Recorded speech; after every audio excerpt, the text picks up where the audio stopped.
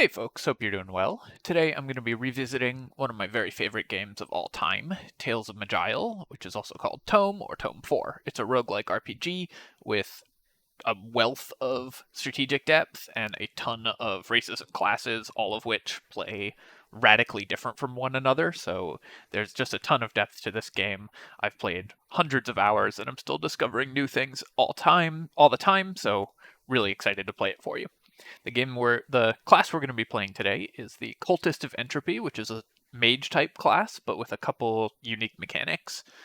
The main one is that all of our spells apply a damage over time effect to us called entropic backlash, so we have to be very careful as we cast spells not to stack that too high, or we can actually kill ourselves with our own spells. Our casting resource is also a little different. Rather than having a mana pool that we spend in order to cast spells, we have something called Insanity, which some spells generate and some spells cost. And as we stack our Insanity up, we can get so-called chaotic effects, which have a bunch of random effects, but the most important one is it can reduce the cooldown of our spells. I'm also playing a Cornac because this class has a really weak early game, and the Cornac levels a little faster than other races, and also gives us a bonus inscription slot, which can give us a lot of safety early. We're playing on Insane, which is the second highest, but highest realistic difficulty setting, and Roguelike, so if we die, that's it, we're dead. Alright, let's get started. Yes. We are sort of Eldritch horror themed, and we start in the city of Kroshkur, which is under attack by a gigantic beast called the Maggot, and we're going to have to teleport into its guts and kill it from the inside. So that's a little synopsis of the story. I'll be skipping a lot of the story, but if you play the game yourself, then you should definitely read the story. I enjoy it. For stats, I'm going to be maxing Magic, followed by Constitution. At least for the early game, I find having the extra hit points from Constitution is really valuable because this class does damage to itself, and of course we're a mage, so we want maximum magic. And I'll talk about all these skills kind of as we cast them, but for now I'm getting 1 point in each of everything and maxing Dark Whispers, which will be our main damage source. With this category point, which we get from being a Cornac, we could unlock one of these locked spell categories, but what we're going to do is spend it on an inscription slot, which will let us have an extra rune or inscription. And I'll talk about what those do kind of as we find them. Alright, here we are in the city. Let's look at our spells. So we've got our Nether Blast, which is a beam that does, or a bolt that just does damage, and Dark Whispers, which is a big AoE that will do damage over time. I also have these sustained talents that I'm going to quickly set to auto-use when out of combat. This one is defensive. Void Stars is defensive. It reduces damage that we take. Jinxed Touch can debuff enemies as we damage them. And Chaos Orbs gives us kind of stacking additional damage just as we cast spells. So if we pass a turn, then see the game turns them all on for us, which is a nice quality of life thing. All these other spells I'll talk about kind of as we use them. Alright, here we are in the Maggot. We just teleported into it. I think we're right at its nether regions, and I'm going to be hitting the auto explore key, which will move our character. So if we jump across the screen there's an enemy right there, but if we jump across the screen like so, that's what's happening. The auto explore key just moves our character until we encounter an enemy or take damage. I don't recommend actually using auto explore on Insane, but I'm very lazy. So for the early dungeons, I'm going to use it, and then when we get into the more difficult later dungeons, I'm going to start skipping out on auto explore. We walked into a kind of acid field there, so I just popped my regeneration effect. This is one of the infusions that we get extra of for being a Cornac, and it will give us a regeneration effect over time.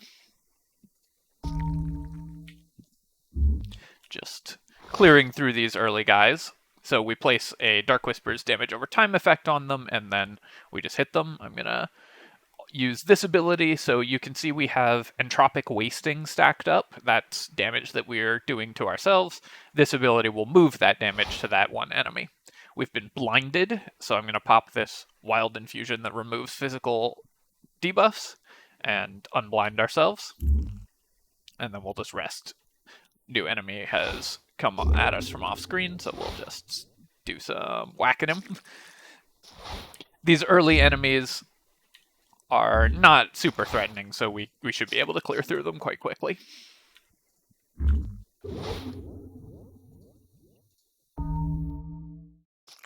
This spell is a very interesting and unique spell for this class. It places a debuff on the enemy that as they reach certain health thresholds, it does additional damage to them. So when they reach 75, 50, 25, 75, 50, and 25 health, they take an additional big chunk of damage. So it's really good for clearing through high health enemies, like bosses. We also see this giant digestive sac. This is basically a treasure chest that will spawn an item, but also a random enemy.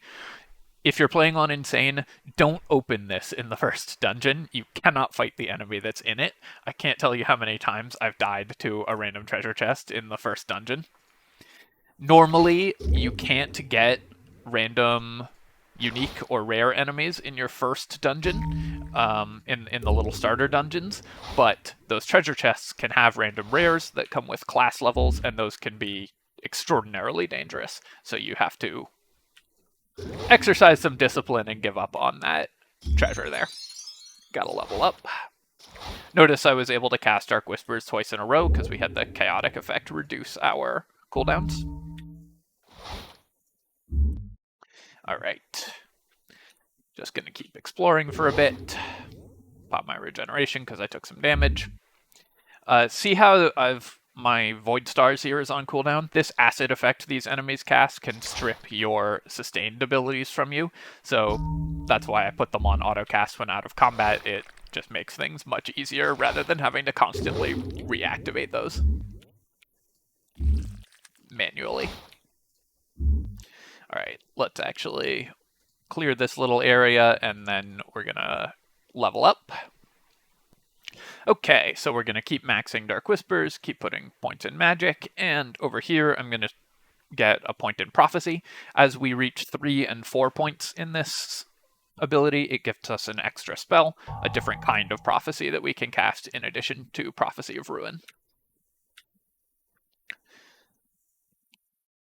Not sure where the enemy is here. Alright, there we go. This game has light radius, so we can only see as far as our lantern will show us. Right now, obviously, we have the starting crappy lantern, so we can't see very far. There were 2 of those guys, so they'd layered double green crap on top of us. Alright, getting shot by something up here. Continuing to pop regeneration. This healing effect is a flat heal that doesn't take a turn to use, and this regeneration effect lasts for 5 turns and takes a turn to use. So it's important to decide like which heal you're using based on whether you have a turn to spare and stuff like that.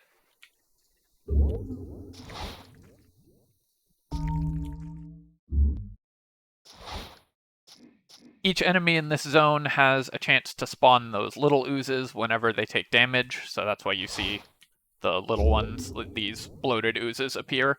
That's a class talent from the Oozemancer class, which can be really dangerous later on, but because these are like little enemies, in the early rounds they're not super dangerous. Early rounds, you can tell I've been playing a lot of like Brotato and Mechabellum, early levels. Alright, we've got an enemy to the east, a dendritic hemospinner somewhere off to our east. Let's see if we can Dark Whispers it in the darkness. We did actually hit it, so that's kind of nice.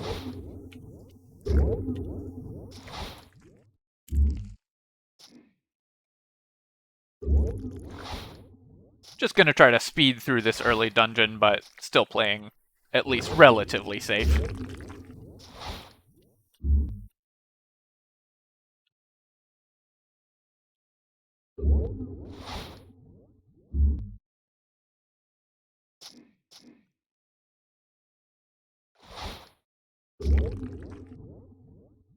Okay, let's keep on clearing.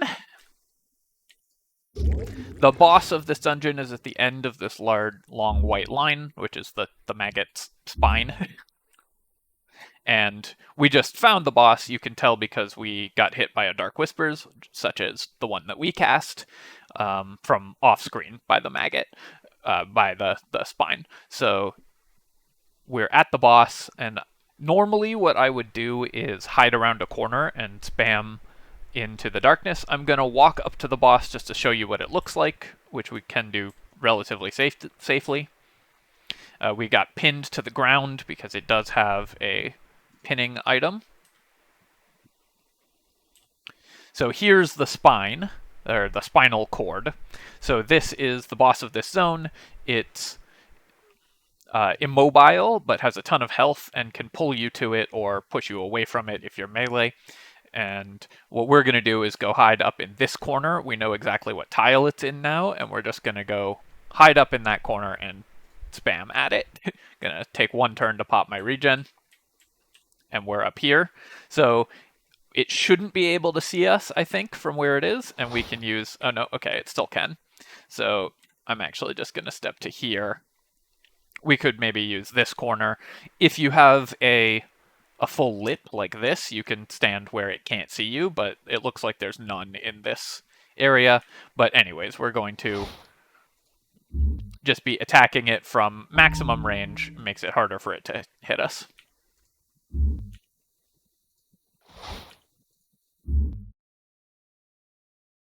Gonna use my entropic gift to give it the damage over time. Because we know what tile it's in, even though we can't currently see it, we can still just spam at it. I'm going to pass the turn once and then pop my regeneration. Notice how we're taking a bunch of damage. We've got 3 Dark Whispers stacks on us, so we're taking extra damage and losing damage ourselves.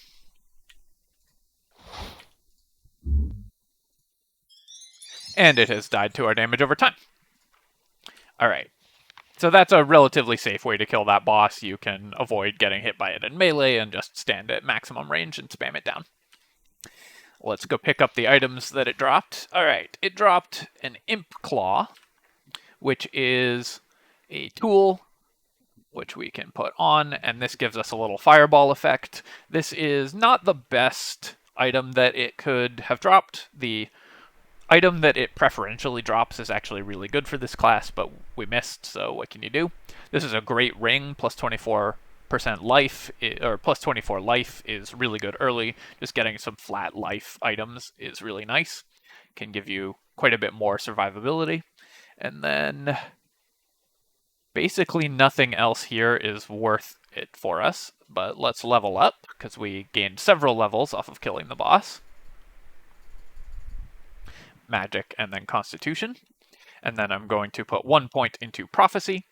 And I am going to put 1 point into Anarchic Walk, which is a kind of random short-range teleport, but really good. I mean, teleports are really good in an emergency. So even a bad teleport like this one can still be really good. Here I've got just another beam spell that gives us a little damage.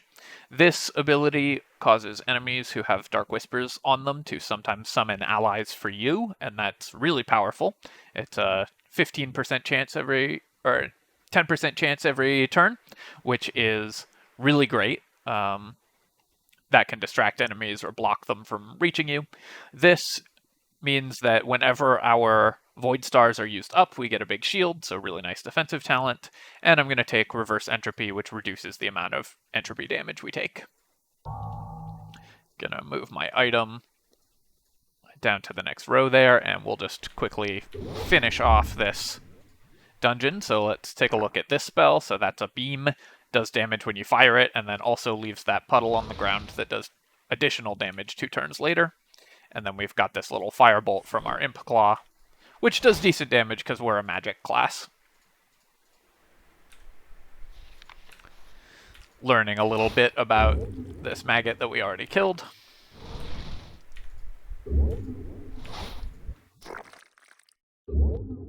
Now that we have 3 spells in our rotation, we have to spend many fewer turns just like bonking with our staff or doing nothing important, and we've explored the whole maggot. We could now go open the giant digestive sac, but we're not going to do that because I'm not suicidal. And let's use our Rod of Recall to get out of here. Got... I mean, I guess I'll take +1 armor from my just default boots. Everything else is worth nothing. This is actually really bad loot from this zone. Alright, and here we are on the world map, having finished the zone. We're level 5. So there's a pretty strict order that you have to do zone dungeons in Tome. And the first dungeon for almost every character is going to be either the Trollmire here or Norgos's Lair here. On this character, we're going to do the Trollmire, and the reason for that, there's a couple reasons for that. One, this is kind of an open area. You can see, like, we can see a lot of spacing here. And open areas are more dangerous than areas with narrow corridors. Norgos's Lair has narrow corridors. Second, we want to finish this dungeon for a couple reasons before we hit level 10, and I'll talk about that when we get there.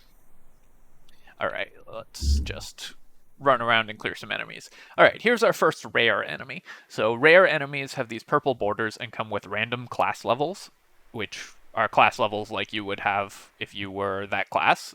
Like if you pick that class at character creation. This one's a brawler, so it's a melee enemy that uses unarmed attacks and has a lot of debuffs. We don't want to let it get next to us, but luckily it starts pretty far away from us, so we can just damage it down and kill it. There's also apparently a thief to our east, so let's pop this and we can see, even though the thief is invisible, we know what tile it's in. Let me try to find the stupid guy. There he was. So we can shoot at the tile even though we can't see the enemy exactly. Here's a Psy Shot. So this guy is a Psychic Gunner type enemy, and on a troll chassis is actually fairly dangerous. We might take a bunch of damage if it gets close enough to use its Psy Shot bullet abilities, so we just took a big hit there. Let's pop regen and level up. Yep, just gonna level up. Alright, we continue to max magic and constitution for a bit. I'll eventually switch to maxing cunning over constitution, but I really like the leeway that a little bit of constitution early gets you here. And I'm gonna grab my third prophecy from getting 4 points in this effect. We don't ever need 5 points in this talent tree, because 4 points is enough. Over here, I'm gonna get this switch ability, just to make sure I have 1 point in everything. That's mostly so we can get the spells later on. Switch basically reduces negative effects on us and increases them, and reduces beneficial effects on enemies, but it takes a turn to use, and most negative effects you want ways to remove that don't take a turn. So it's an okay defensive ability, but not amazing. Here's another Psy Shot enemy, but this one can't move.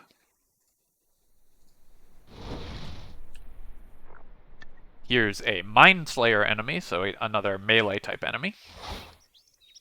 Oh, and a summoner above us. I actually didn't pay attention to how there were two of them, so we're in a slightly dangerous situation. I'm going to just try to kill this guy as quickly as I can by putting Prophecy of Ruin on him. Hitting him with a bolt, and that kills him. Then I'm going to pop my heal, which removes the poison that we took from this Giant Venus flytrap. Shoot it. And hit it with a bolt. Pop my regeneration because we were taking a little damage. And Dark Whispers to finish it. Alright, this guy teleported right next to us because he's a temporal warden. So that's a pretty dangerous enemy for us, just a melee troll. We'll hit it, he blinds us, so I'm going to remove that blinding effect. And then pop Prophecy of Ruin.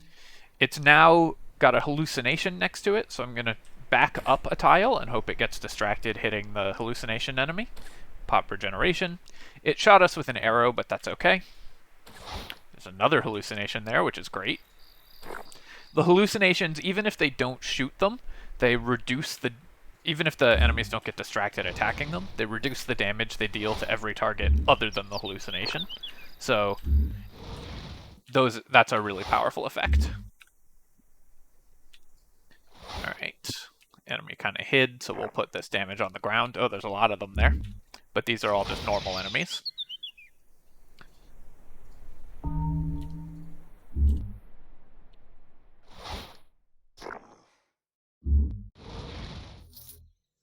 Alright, we've got the Midge Swarm, another summoner, who summoned this Warhound next to us.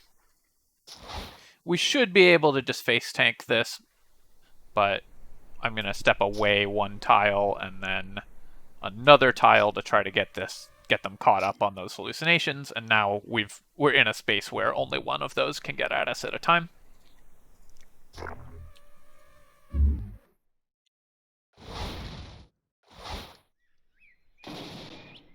Here's an Electric Eel. A Bulwark is a tanking type enemy.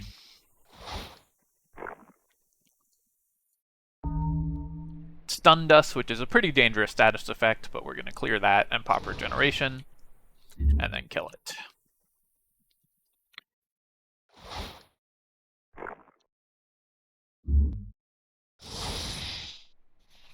These rares only have talents from one class.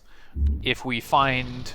once we hit level 10, we can start finding random bosses and random unique enemies, and those can have levels from 2 or later on 3 classes, which is extremely dangerous for us. Those are where the enemies become really dangerous, and random bosses only appear on Insane, which is why this difficulty, one of the reasons why this difficulty is so much harder than Nightmare or Normal, the previous difficulty settings.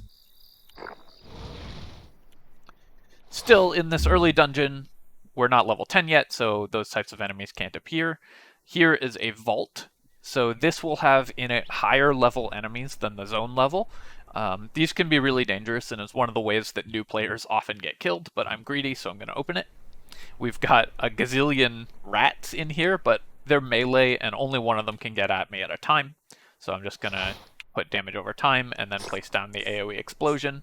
They're also now all distracted because there's so many of them, they spawned many hallucinations. And this vault is great because it has a ton of runes and inscriptions. So let's take a look at what we picked up. We got a couple pretty bad regeneration inscriptions.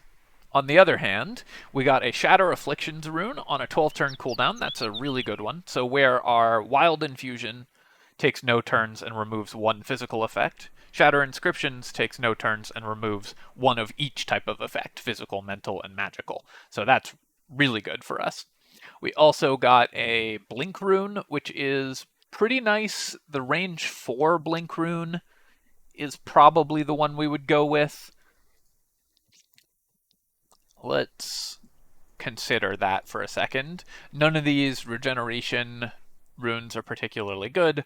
A mental Wild Infusion is good, but I don't think we need that right now because we got this Shatter Afflictions rune. We got a little bit of life regen and healing mod on a belt, so that's good for us as well. We got a pickaxe, which I'm just going to hang on to because that gives us a way to dig through tiles. This is actually a pretty good cloak for us because it's just got plus 30 maximum life on it. This hat is bad, but better than nothing. And all these other runes I think are not good, but I will hang on to this mental wild rune just in case I decide I want it. Alright, that's everything, so let's use those. We're going to use the Shatter Inflictions rune, so now we have that as an option. And then the question is, would I rather have one of these heals or regenerations or a Blink rune? And I think especially because we didn't get the item drop from the boss of the previous dungeon that lets us push enemies away, we are going to use the Blink rune. And I'm going to have that in over this healing rune, I think. And we'll eventually keep regeneration and multiple Shatter Afflictions runes and a Blink rune, and this will kind of be our defensive setup for the early game, at least. Later on, we'll be getting some different runes that will be better for us. In addition to this, we also have this torque, which we can use to remove a confusion or silence effect. And even though the Imp Claw is okay at doing some damage, I'm definitely putting on the torque because having a way to remove silence is really important for this character class. So this is on a 25 turn cooldown. So not a super efficient version of this, but still good. And then I'm going to remove this from my hotbar so I don't accidentally cast it since we don't have that item equipped anymore. All right, let's go on to the next level. It's possible that range 3 on a 10 cooldown is better than range 4 on an 18 turn cooldown. So I'm going to think about that for a bit and just have this one in my inventory.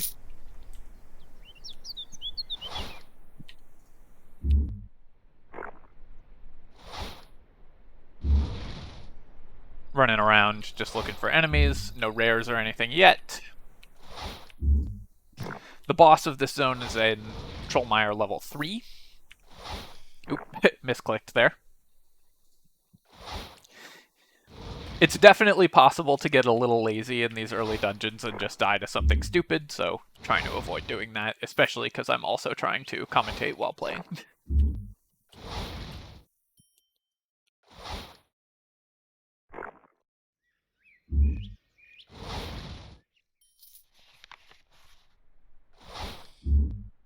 Funny how there's no rares so far in this whole level. That probably means they're all stacked up. All right, so interestingly, there's a unique charm on the ground, so we'll pick that up and look at it later. You can tell because it's got a different graphic than everything else. This honey tree enemy summons bees and bears to attack you. But they're just normal bees and bears, so we should be able to tank through them. Took a huge stun from that bear, though, so let's use our physical infusion to remove it, and then I'm going to pop my regeneration. We can blink away if things are getting dicey.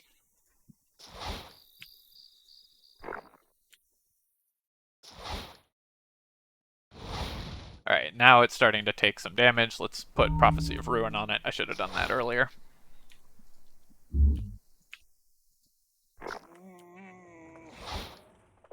Okay, and notice how much entropic wasting we've stacked up. I'm going to use my reverse entropy ability to remove all of that. That doesn't take a turn, but is on a long cooldown. But because that fight went long, we started taking a lot of damage over time. Alright, we found the Jolt. Let's actually look at that. So the Jolt does extra cunning, and any lightning damage that you do will brainlock the target. We don't do lightning damage, so this one isn't actually useful for us, but it's kind of cool that we found it. We did also find another Shatter Afflictions rune on a 14-turn cooldown, which is pretty good, so we're going to use that and replace our Wild Infusion with it.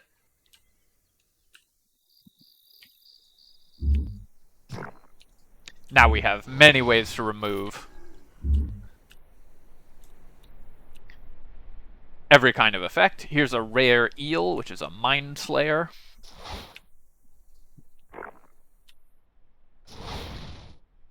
And a couple more rares. We've got, here's all the rares, an Archmage Troll and a Mind Slayer Bear, in addition to the Mind Slayer Eel.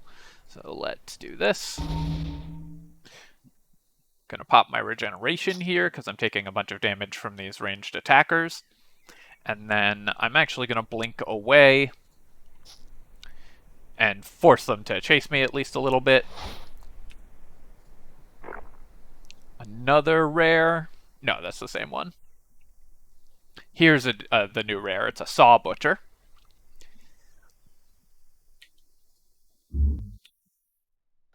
Which is another melee enemy. And then we've got the same Archmage up here. Let's put Prophecy of Treason on this guy. This gives it a percentage, Prophecy of Treason on this guy. Gives it a percentage chance to attack an ally rather than hitting me. This guy's shooting a slow-moving Ice Bolt, so we should be able to dodge that next turn. We're just going to step to the left here. Now it also can't see me, and we can still hit it around the corner with our AoE effects. This guy's a ranged enemy, so we should be able to just stand here and tank it. Big explosion there. Popping my regeneration as well. Damage over time effects on everybody. An Archmage Troll is actually more dangerous than that sounds because it's a base class, base chassis with a ton of health on a class that does a ton of range damage. Alright, and we've cleared out the Trollmire, but there's this gap here, so this is why we kept the pickaxe. We can dig this out and see if there's anything worth picking up in this unexplorable area. Looks like no, but it's always worth checking those just in case. Alright, on to the next level, but we'll level up first. Here I'm going to get Grand Oration because we want to get Twofold Curse. Grand Oration isn't super useful, but we'll take it. And then once we have that set up, we're going to max these two spells next. Over here, I'm just going to put this point into... Actually, I'm going to save this class point because we're going to need to have a save point later on. And once we level up, we'll get access to this next tier of spells, so I want a save point to get 2 of those next level. I'm going to set this to auto-use when out of combat. And I'm going to set it to Prophecy of Madness. Technically, it's probably better to put it on Ruin, but I'm going to want it on Madness and then switch it later. I'm going to want it on Madness later, and I'm lazy and tend to forget things, so let's also look at our items. Alright, great. We got a better staff. This one's just slightly better than our current staff, but still worth picking up. We got some better robes. These have max life on them, so we're grabbing those. And this hat with light radius and plus nature damage is vaguely better than this other hat, so I guess we'll take it. That's extremely marginal, though. And I'm going to clean out my inventory a little here. And then rest to get our health back, because we got a bunch of maximum health. And head to the next level. I'm going to hang on to this torque, just for fun, because it's a unique item. Alright, we've got another eel. It's a berserker, so berserkers have a huge confusion effect. It just hit us with this confusion. So we could use this to remove it, or we could just use a shatter rune. I'm going to use the shatter rune, and I'm going to use the short cooldown one. Confusion is one of the worst status effects in the game for us. It gives you a chance to act randomly, and because these enemies tend to have very high physical power, it's usually a 50% chance, the maximum chance to act completely randomly on your turn, or just skip a turn, which can be really dangerous. Here we took a big hit, so I'm going to blink away from this melee enemy. Always, when you're retreating, retreat back towards an area that you've seen before. I'm going to spend a turn on activating my regeneration. Give it the Prophecy of Ruin, and zap it. Then we're going to rest. Keep looking for more enemies. Our guy is just charging around because that whole area was empty of enemies. One thing that we are going to keep an eye out for is any kind of item or ability that we can get that lets us see enemies through walls, like track or earth's eyes. That will let us play these areas much more safely if we have information about where the enemies are. Alright, here's the boss of this zone. It's Shax the Slimy. He is just a melee enemy. Because we're below level 10, he has no class levels, so we can just zap him there. But he is now accompanied by a couple of rares, so I'm going to blink away from those guys. Hope they didn't all see me yet, but they may well have. We just don't want to fight them all at once. Then I'm going to give him Prophecy of Treason. Alright, so this rare is after me. I think I probably aggroed him with Dark Whispers. Maybe a little bit sloppy play there. We kill Shax, though, and then here comes this other rare. We've got a Wormic and a Demonologist. So the Wormic can run to us and hits us with a Daze, which we're going to remove with one of our Shatter Afflictions runes. The Demonologist shouldn't be able to close the gap as easily, but if it does, we have our Blink rune ready. There's another rare, a Saw Butcher. They have a huge silence effect, so we don't want to let that guy get that on us.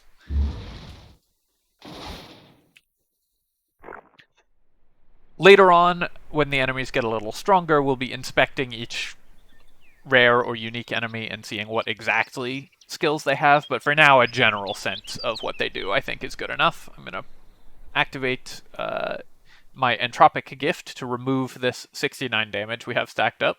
Nice. And give it to this other guy, and then I'll pop Regeneration. You have to be very cognizant of how much damage you are stacking on yourself with this class, and just ready to deal with that whenever you need to. Alright, let's go pick up, well, let's clear out this snake, and then let's go pick up the stuff. Okay, we got a unique staff, and actually a very good staff for us, as well as the Blood of Life, which gives us an extra life. It's not very good because you'll resurrect. Normally it's completely roguelike, so if we die, the game's over. With the Blood of Life, we'll get the option to resurrect once, but we'll resurrect with all of our abilities on cooldown, and all of our sustains not sustained, and right next to whatever just killed us. So the chance that this actually saves our life is pretty low, but still worth taking. Let's also level up, because we hit level 8. And this gives us access to the next tier of spells. We get Twofold Curse, which basically, when we apply a prophecy, also applies another prophecy. So that's really nice, because it means we can put Ruin and Treason on something, and also is very important for a later mechanic of this class, where we want to cast multiple spells in the same turn as much as we can. Black Monolith is one of this class's best tools for defending itself. It's a big summon, lasts a few turns, and you can use it to like block tiles, keep enemies away from you. And I'm also going to pick Spatial Distortion here, which gives us the ability to teleport enemies from one point to another. For this class, that's always away from us. Just gonna, leave that there for now. Set this up to auto-use when out of combat. And we're going to select Prophecy of Treason for it, so now whenever we cast a different prophecy, Treason also gets applied. It's telling us about the dangerous optional 4th zone of this dungeon, and how we shouldn't go into it, which is only somewhat true, and that's the reason that we did this dungeon, one of the reasons we did this dungeon first. So now I can summon my Black Monolith to kind of block shots from this guy. Actually put it in the wrong tile, it should have been here, and then it would block the range attacks from him. Got this bear also going after our Monolith, it's kind of distracted by the Monolith. Now we are going to continue to stack up this damage over time. This is a Wormic bear, so it's just like breathing fire at us and stuff. Pop my Regeneration here. Got a lucky hallucination summon between us and the rare enemy. And let's keep stacking Dark Whispers. Just try to make sure I'm hitting both enemies with the beams as well. See, we teleported that guy away, but the damage should also have killed it.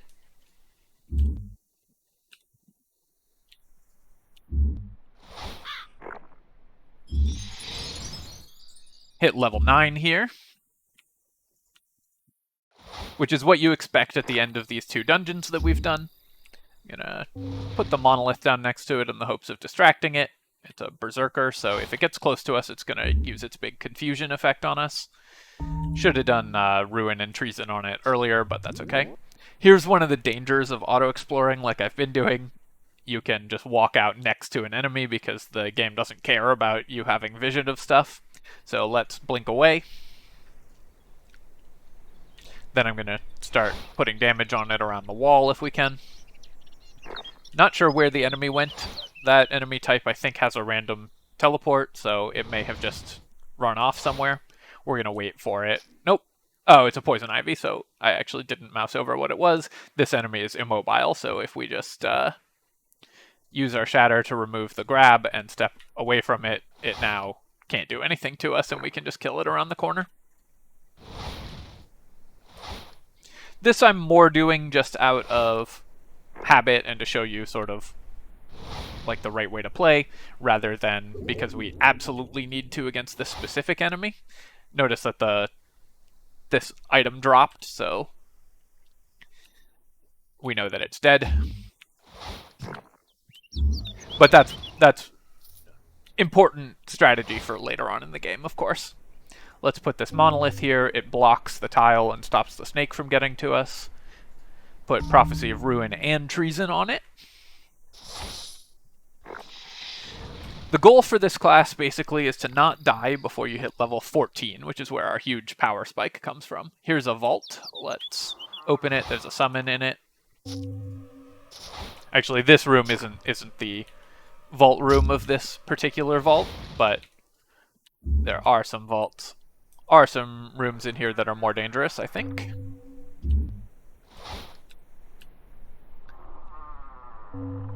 Actually, maybe this one doesn't have the actual vault in it. It's just a little building that you can spawn. Alright, we've got a bear. Just gonna tank this bear.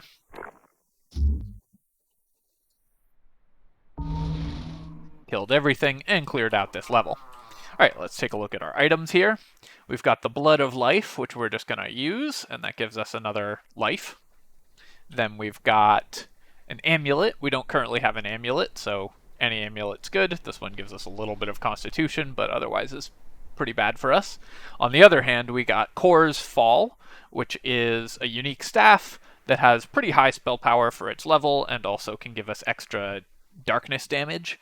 It gives us also an extra nuke in a beam, which is pretty good for us, because right now we do struggle to actually kill things quickly. Got +7 armor on these gloves, which is fine. I'm going to tag this Cap of Strength as having 3 strength because we need a few items that increase our strength. And that's not good. 30 maximum life is worse than our current 31 maximum life, although this has a couple better effects. So I'm probably, I'll take 1 fewer life for the 4 life regen. And then everything else here is bad. Okay. We want to have a couple items that have strength on them so that we can get a couple skills later, most notably heavy armor training. Pop down my thing there, and let's also level up.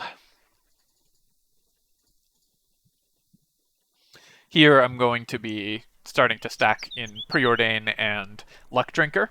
So Preordain, as we jinx enemies, so as we damage enemies, they gain a chance to suffer talent failure, which basically costs them a turn.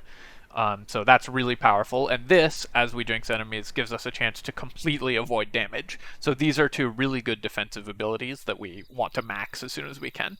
We're also going to be putting points in Thick Skin, which just gives us percentage damage resistance to everything. So we're at this point where our generic abilities are actually really good. We're going to get Black Hole, which turns our Entropic Gift into a rift on the ground that pulls enemies into it, which is really nice. And then I'm going to dip into the 4th zone of this dungeon really quick, and then run back out. And the reason that we do this is that we're still level 9, so that locks that dungeon in at level 9. The boss of that zone is Bill the Stone Troll, who is probably the way that the single most new players die, because if you go in at level 10 and he has class levels, he's an extremely dangerous enemy. But without class levels, he's actually fairly manageable. Then we're going to run over here and do the same thing. We're just going to run around until we trigger this event. And we're going to do the same thing by stepping into this dungeon, which has a powerful, dangerous boss in it, and lock him in at level 9. Then it's off to town to go shopping. The shops refresh every 10 levels, so if we can do a little shopping before we hit level 10. We get an extra look at good items. Got a couple reasonable looking cloaks.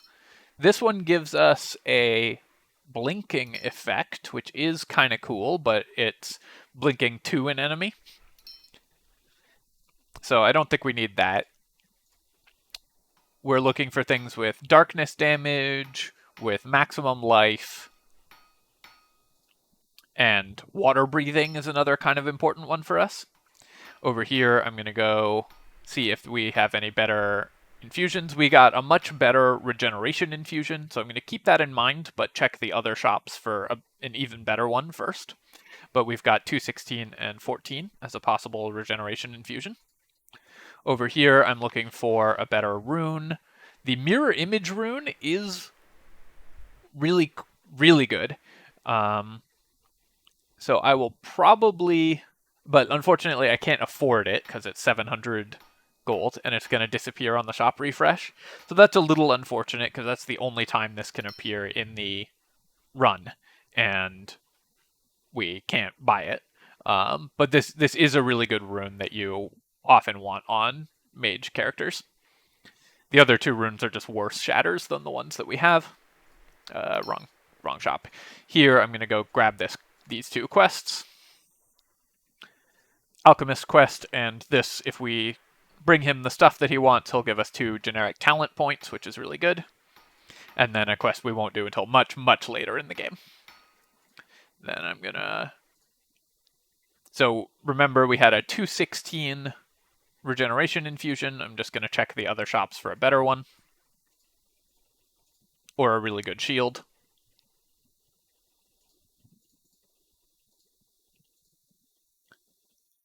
No regeneration here. Also looking for a good blink. Because our blink is fine, but not great. Going in here, and we'll grab the quests in this town. Healing, healing, healing, so nothing good there. We'll grab this quest. And for this one, we don't intend to do this alchemist quest, but I'm getting it anyways. And then I'll just quickly check the shops for anything with plus life or anything with... So these boots are pretty good for us. And this belt is a water breathing belt, so I'm actually going to buy this because we want water breathing later on in the game. And then, so that's one thing that we can sort of check off the list of things we want to buy. Over here, this has a Lantern of Health, so that's another really good one. Actually, starting to wish I had a little more money. Because this shopping trip is going pretty well. Let's go down to the south. Pick up this quest as well. Do we have an item? Yeah, we can give him the Imp Claw, which we'll never have any use for again. And he'll give us access to this other city. And then in here, there's another shop that we can check. Movement infusion, a worse regeneration, nothing particularly good. Here's some tools. This is actually a pretty important one. The clairvoyance item. We'll definitely keep in mind that we can pick up something like that later on. Yeah. Accidentally talked to that guy. Because we'll need a way to see through walls. And then check in the last town.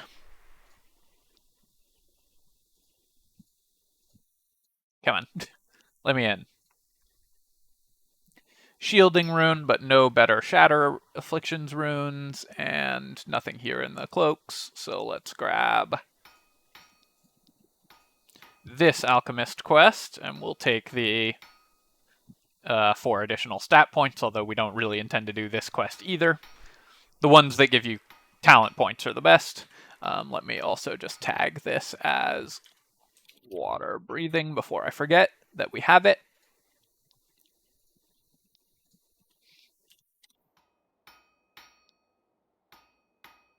And I'm also going to Yeah, there's nothing in here that can give us enough money to afford multiple things.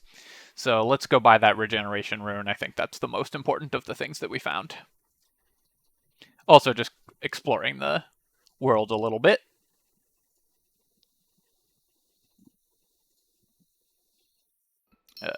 Over here. It's on a longer cooldown than our existing regeneration rune, but gives us much more life, like more than double. So even though this isn't like the best regeneration rune, it will still be pretty good for us later on.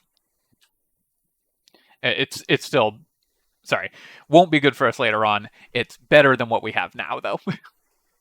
Oh, I do not want to walk next to that patrol, because that could start an encounter that we would immediately die in.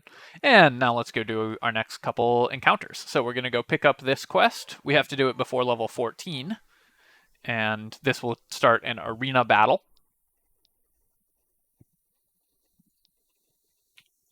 This guy is just a sort of ranged enemy, but he needs to walk close before he can actually hurt us. I'm just going to pass the turn and let him die to the damage. This guy is a rushing melee enemy, so I'm going to block him off with this monolith and then hit him with the prophecy. Do a bunch of damage to him.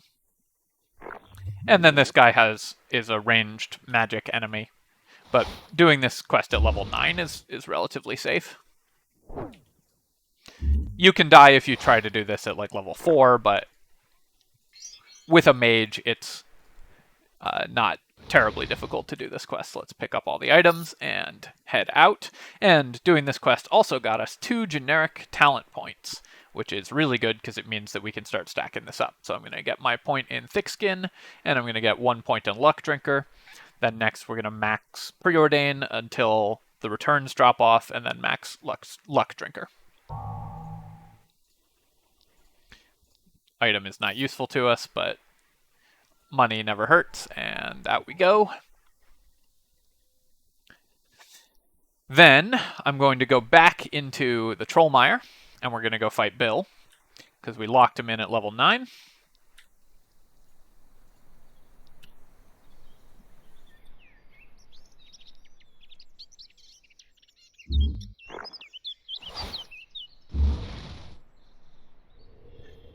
And we can open this rock. Bill is somewhere up here. Oh, I got punted backwards by that troll. So I'm just trying not to use like real cooldowns until Bill shows up. There's also a decent chance that there's other rares in this area, so we didn't aggro anything yet. So let's step over here and see what we see. I'm going to try to aggro stuff around the corner with Dark Whispers. That's kind of an important use for these types of AoE spells, is you can aggro enemies around corners without having to walk up to them. Killed that. Alright, so here is a rare troll. So we have a rare Anorathil troll who can shoot beams of light at us, and Bill is probably right behind them. So, yeah, there's Bill. We're actually going to blink backwards to try to stay away from getting hit by both of those at once. And I'm going to put down this beam effect. That should hit Bill a little bit. Dark Whispers around the corner. Spin a turn using my regeneration. And pass the turn. Whispers around the corner. Here comes this troll. That's fine. I'm actually going to put Prophecy of Madness on it, because this will get Madness and Treason, and I want Ruin and Treason on Bill. That guy shot us again. Let's Dark Whispers and see if we hit Bill as well. Alright. Bill is actually being very cagey about showing up here. Alright, here he is. So I'm going to block him off with the Monolith and stop him from getting to us. Put the Prophecies on him. He's already taken a bunch of damage around the corner.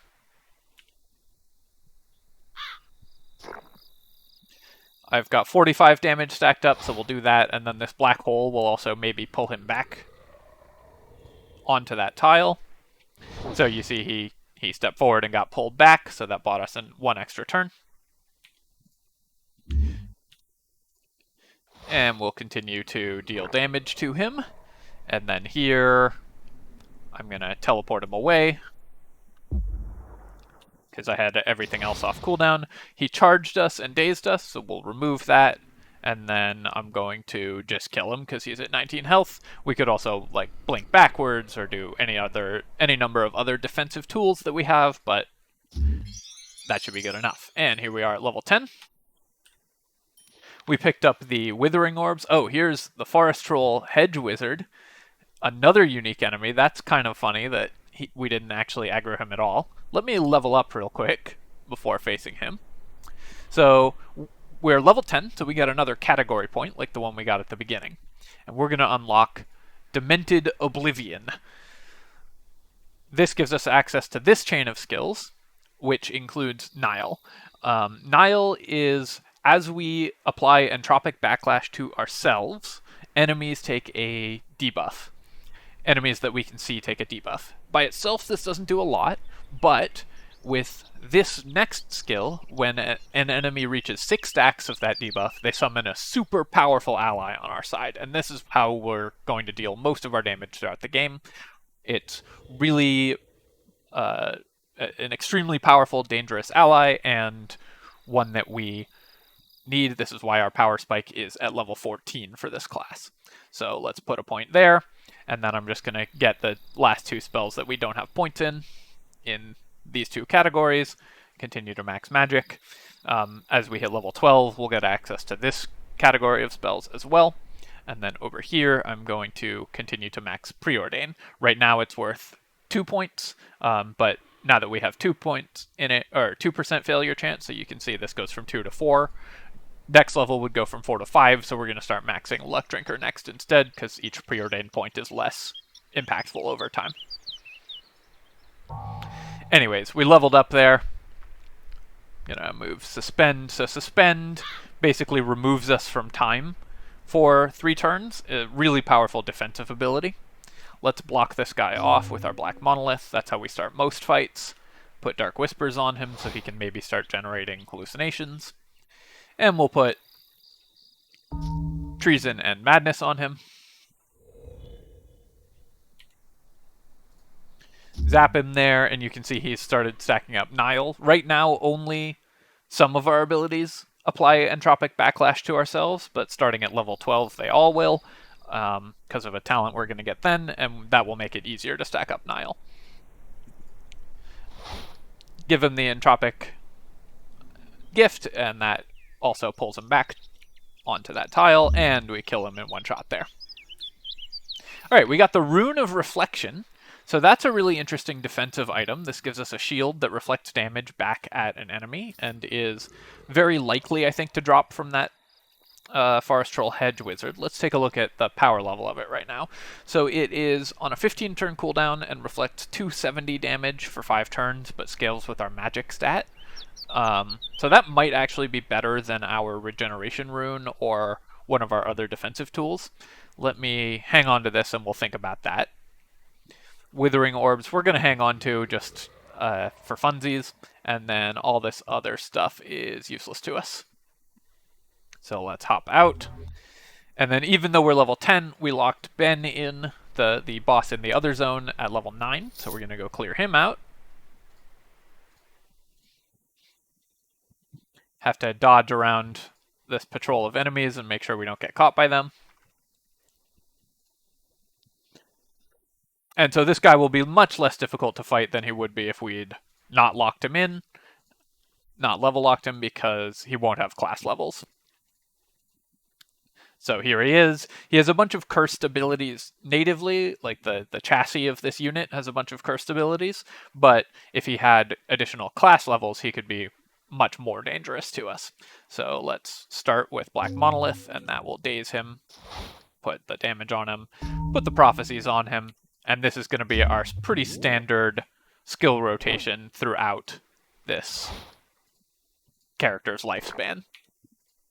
Do this just to keep him from getting to us. It didn't quite work, but that's okay. I'm going to try to teleport him back away from me.